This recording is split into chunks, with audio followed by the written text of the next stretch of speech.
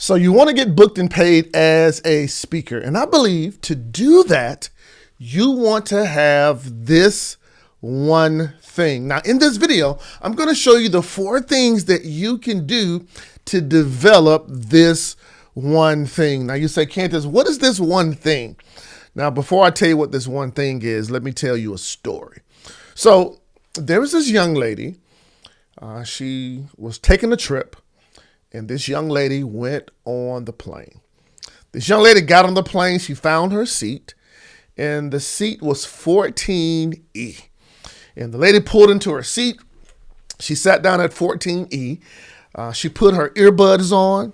She took her blanket and put her blanket over her legs. She pulled out her tablet, her book. She put it in the pocket before. The lady got nice and comfy sitting in 14E.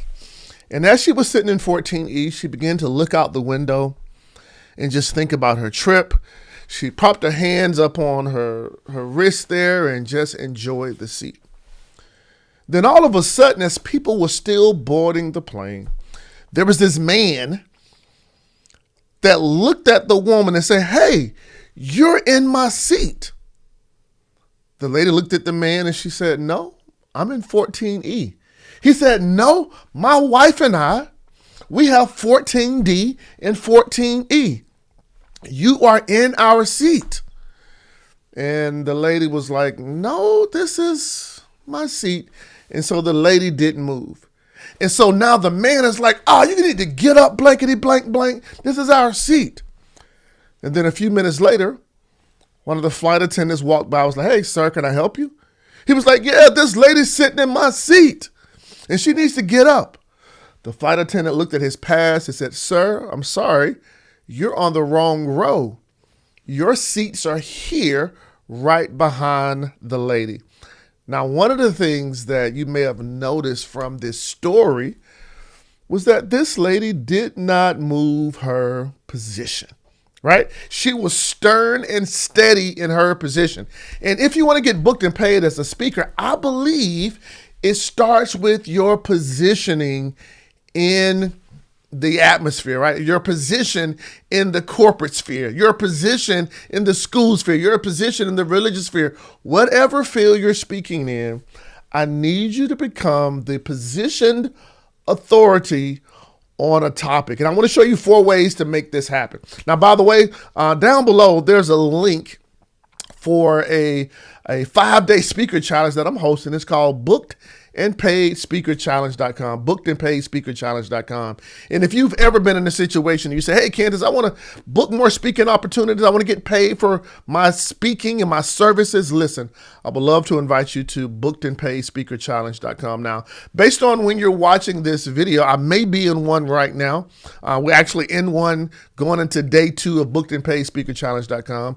And if you want me to help you and join the community of other speakers to know what to do, then click the link down below or go to bookedandpaidspeakerchallenge.com. All right, so let me give you 4 things that you want to do to build your position to become the positioned authority in a certain topic. Now, if you've never ever heard my story, I started off because of building a position authority, where I was this guy all on academic success, helping people play their A game in school, showing how students can help them stay motivated, remain focused, and succeed in school and life. But because I was also a scientist, I started talking about how to study STEM classes, right? Science, technology, engineering, math. Then I started working with schools and helping schools develop STEM programs. And so I became the position authority in this area of STEM education.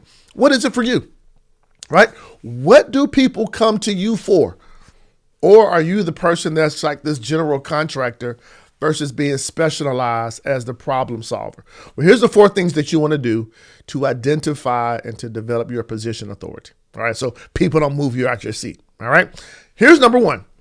Number 1 is to establish the who. You have to establish the who. Who are you wanting to serve? Who are you wanting to work with? Who are you called to impact? Now, one of the reasons I can establish that I'm the STEM education expert is because of my background, right? Is because of what I've come out of. Now, in short, here's what I've come to realize about this whole thing, this area of speaking, is that our mostly our ideal client, our ideal audience member is the old version of ourselves. Yeah, it's the old version of ourselves. So guess what? I realized that I'm speaking to little Candace from 10, 20, 30 years ago. Yeah, little Candace in the classroom who knew he was interested in science and knew he was interested in engineering and wanting to help little Candace. So when you think about your who, I want you to go back and think about who were you 10, 20, 30 years ago. Because the reality is this, I can't talk about something that I don't know and that I haven't experienced. So when you look at your who for the positioning, I want you to go in to really think about who were you when you were needing questions answered 20, 30, 10, 15, 40 years ago. Yeah, that's the first thing that you want to establish when you're looking at your position. All right. Now, another reason I talk about this positioning, because check it out, right? If you look all over the internet right now, you got podcasters, you got influencers, you got creators, you have speakers, you have people that go live, you have coaches, you have authors. Anybody that has a microphone today, well, wants to call themselves a speaker. But when you think about who's getting booked and who's getting paid, event planners are going to people who can change their situation. Event planners are looking for people who can come into their conferences, come into their workshop, their one-day events as the go-to authority to help their audience go to the next level. Okay, so number one is your who. Who do you speak to? Who do you help? That's number one. Number two, the second thing that you want to consider, you want to consider transformation. Transformation. All right. There are the balloons. All right. You want to consider the transformation. What is the hell that your audience members are going through? What are their problems? What are their challenges? What are the things that are complicating them, that are keeping them stuck? As the go-to authority in a certain position, you want to take them from their hell to their heaven. That's called transformation. I've been in schools where they had money, they had a grant for STEM education, but they didn't know how to create their curriculum. They didn't know how to use the money. They didn't know what tools to bring in. They didn't know how to put this in their everyday 7 to 8 hour school day. That was their hell. Nor did they have teachers who could teach it. Nor did they have students who loved it. That was their hell. But after working with Candace Simmons, right, we helped them develop a heaven. So now we showed them how to use this grant money. We showed them now how to make STEM cool. We showed them now how to get students involved in it. We showed them now how to create a before school and an after school STEM program. We showed them now how to create a video lab or a robotics lab. In your speaking business as the go-to authority in a certain position, are you taking people from their hell to their heaven? Now, if you're not taking them from their hell to their heaven, I need you to spend some time, right? Pull out a piece of paper and write down what's the hell they're going through, right? What are the challenges? What are the issues that they're concerned in? What are the things that they lack? What are the things that are frustrating them? What are the things that are keeping them up? What are the things that's always on their mind and they are seeking answers? Write all those things down. That's their current reality. And as the go-to authority, you want to take them over to heaven.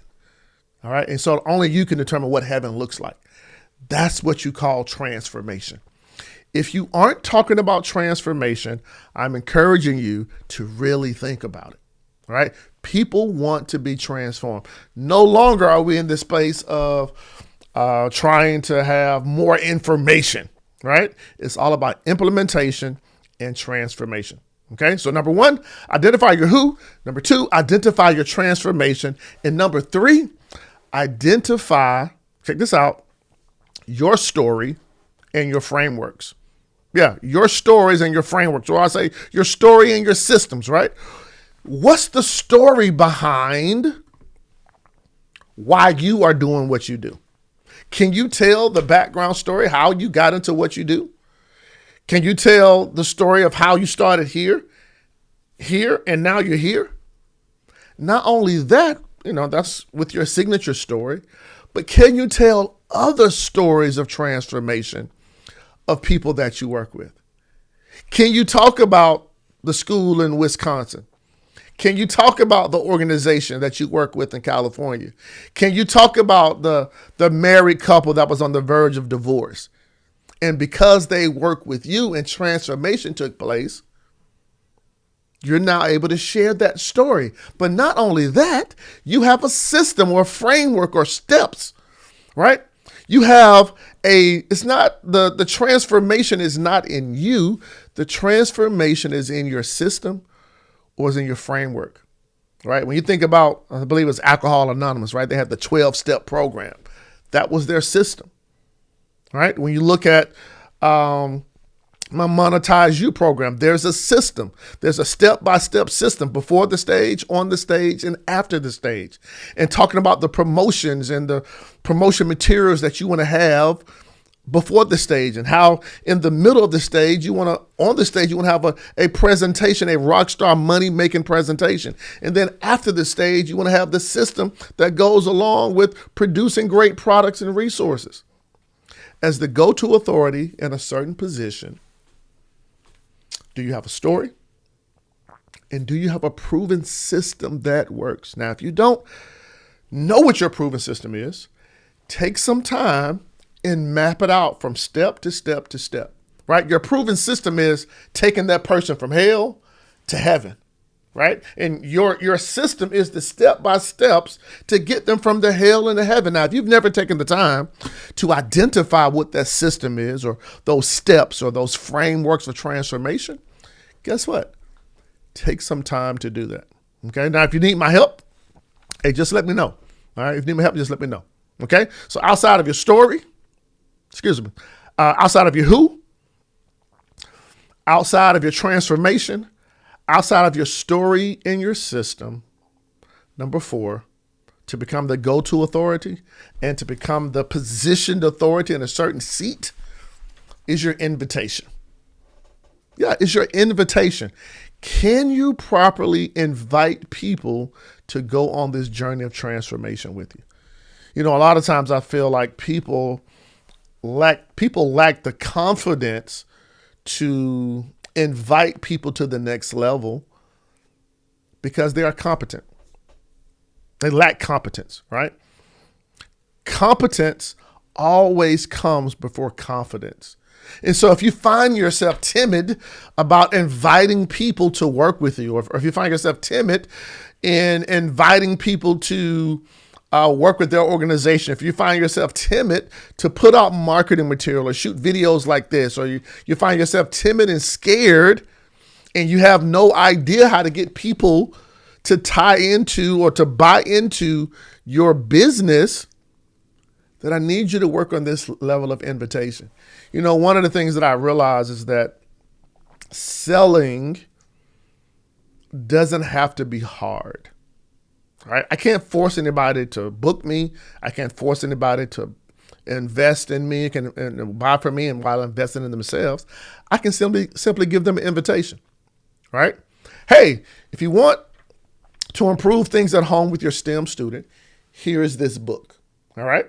I would love to invite you to take a look at this book to show you the activities where you can make STEM so cool, where students can now learn it, love it, and live it.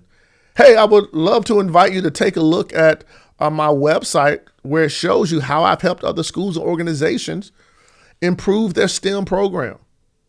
Right? Now, here's the reality.